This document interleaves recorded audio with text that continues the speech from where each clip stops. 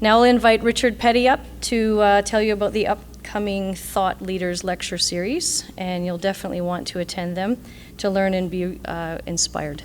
Thank you.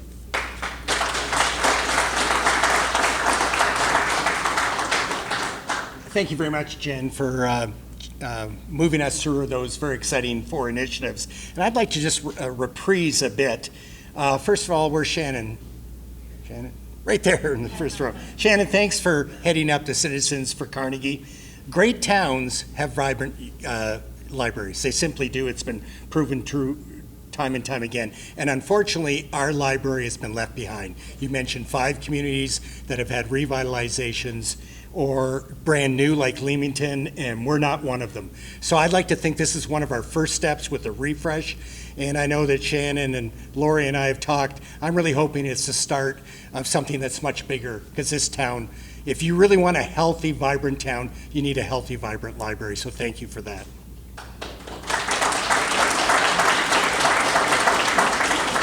Thank you for Phil Roberts. You know, it's for taking on the role, first of all, coming to Amherstburg. You know, Phil was with the city. That's a city of 220,000. He's found his way to our little 22,000 town. So I figure that's Windsor's loss and our gain. He brings a lot of expertise and enthusiasm to the town in parks and recreation, and we're seeing it in this case. When I sat down with Aldo the first time, we talked about, yes, we could raise funds for new initiatives like the library and the museum, but there would come times when the city through taxes could only go so far, could deliver the basics, and that might be a time for the foundation and its donors to step up. And this is this perfect case where there's $170,000 all in, which I would call the basics, and we're looking for $55,000 to add the top spin. So I'm very excited for that and what it can do for, you know, community from 8 to 80. That's going to be, for both older citizens and for younger citizens, be a great addition. And that's, you know, we talked about this representing the whole footprint of Amherstburg. When you see it on a map, you realize how far it extends. And this covers nicely the north side. Thank you, Monty.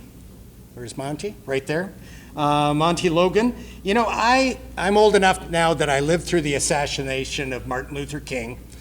I remember watching the riots in Detroit from the Dieppe Gardens.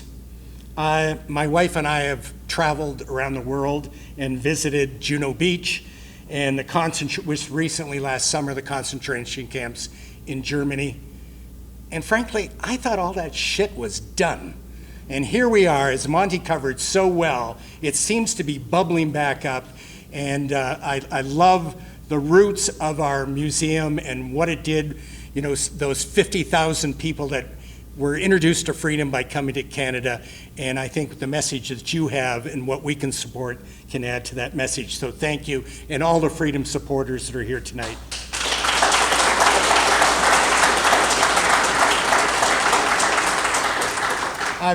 My wife and I have been a longtime supporter of IRCA. We believe in what they do. Active play is a long-term health benefit. You know, I said earlier that our foundation believes in database decision-making. You heard all of the data, what cycling and being out in nature can do. It is empirical data. It's worth investing in. And you know, interesting, we're trying to be the best community. LaSalle's doing this, Windsor's doing this. We have to do this as well to realize that. And I love the climate side of it too. Climate crisis, it's not climate change, it's climate crisis, and having healthy wetlands is really important. And also, you know, a lot of people, just as Bowdoin Park is on the north side, Holiday Inn is Holiday Inn. We could use a Holiday Inn here, I think. We could use any hotel here. Holiday Beach is on the south end, and we tend to forget that. And you know, I've stood on that viewing stand and watched the Raptors go by. I caught them at the 5th game in the playoffs too, but they're different Raptors. So another great initiative. But let me talk about the Thought Leaders Lecture Series. What do we mean by Thought Leaders concept? It's the idea is to bring accomplished builders, both internationally and domestic, accomplished community builders to Amherstburg and have them share with us their thoughts on what will make communities more livable for all. And that was the genesis of our idea. The objective to show you, not everyone can travel. I mean, I spent a couple of years after retiring going to the great towns of Copenhagen, Malmö, Sweden, and walking through Carnegie, the Carnegie neighborhood, and saw all these wonderful things that were happening in communities. Not everyone is retired and can afford to do that. Colleen and I could, and I just came away with it. There's so many best practices out there. How do we bring those to you? You know, I'm sure you'd all like to go to Berlin and go to Copenhagen and Rotterdam and all that, but how can we bring it to you? And that's what the thought leaders will do, is to bring the concepts to you. So we've got 3 of them.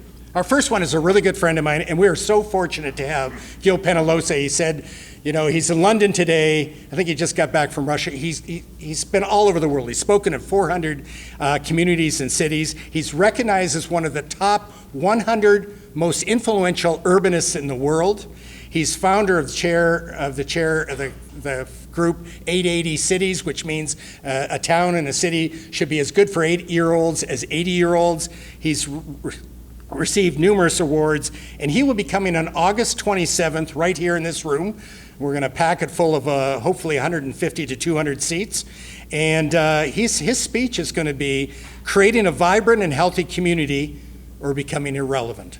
He is energizing, entertaining, but he also challenges, and he's our first speaker in the Thought Leaders series. Our second one is Cherise Berta. I've known Cherise for a little while as well. She's a smart, tough, challenging young woman who heads up the Ryerson City Building Institute. So as we listen to Gil speak, we're going to identify 6 to 8 ideas that he's come up that will make this city more livable. We're going to take those and put them in front of a panel that Cherise will chair. That panel will be made up of Donald MacArthur. Where's Donald? He's here tonight. He's going to be one of the people on the panel. Michael Prue is going to be on that panel, so we have 2 counselors. We've also got, I'm delighted to have Sean McAuliffe. Sean is a master's graduate from the University of Windsor. He's written 2 books. He teaches at UAT. He writes for the Toronto Star. He's a very energetic activist. He'll be the 3rd. And I'm looking for a planner to balance it all out. And Cherise we'll take those 6 to 8, and that panel will discuss and debate. And I want energy and contrary thinking about what do we do? You know, how do we afford? How do we do these concepts? And Cherise is going to make sure we do just that. The third one is Dr. Gerald Cutney. And he's a consultant and media commentator on the climate crisis. He's written a book, Carbon Politics and the Failure of the Kyoto Accord. And he's got a very provocative speech, too. What do we do when science issues a warning and no one listens? Climate crisis is affecting us right now. You know, Richard made the joke about our beaches are smaller. You know, the water, the flooding warning now has been in effect for numerous communities in Essex County since May 1st. Farmers have had trouble getting their crops for corn and soybeans. If I was still running Green Giant like I used to, and I used to have the plant in Tecumseh and I farmed corn here, I would be pulling out my hair now because we would be harvesting corn right now. You know, I drove by a field the other day and it was up this high. We'd be harvesting that corn. That's climate change. And, you know, flooded basements and all of that. So Richard's gonna come, Gerald Cutney's gonna come in. He's very knowledgeable. He was just chosen as one of the 100 top scientists on the politics of climate change. He's been recognized as that since we invited him here. And to add that, we're going to do a panel, which I will help with, and we're bringing in Richard Wimma to be on the panel, who knows Essex County and the effects of climate change more, and also the solutions. And environmental law professor from the University of Windsor, Patricia Galvo-Fiera. So that's going to be another great event, and that again is to bring the experts to you and get you to think about what this town could be and how much more it could be. So at the start, we talked about that our board was prepared to be the pebble in the pond that creates the ripples for positive change. So our board is prepared to do that. But when I met with Aldo, I said I had 2 concerns. One was a great board, check.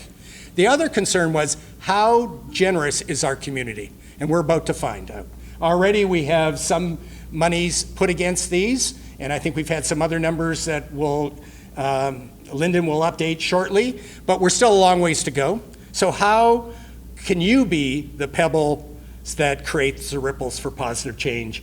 And we hope you can. And as Jen said, not only to give tonight or to go online, but to tell your neighbors.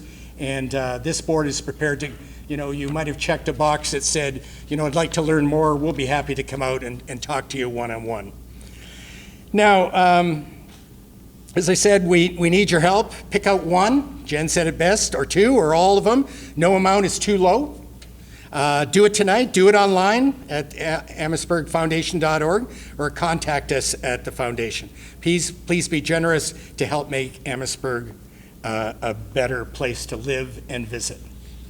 And finally, I love quotes. And, here's an individual that I read a lot of his books, and, he was known for helping England get through the war and maybe saving freedom in the late 30s and the early 40s. And you know him for all his quotes about, I'll fight them on the beaches, on the landing fields, we'll never surrender. And I've read those books, and I love those quotes, but the quote I like best is this one from Winston Churchill.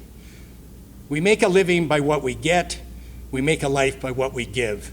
And that's what we're all about here tonight, what we're all about at the Amherstburg Community Foundation, and I'd like you to join us in that journey.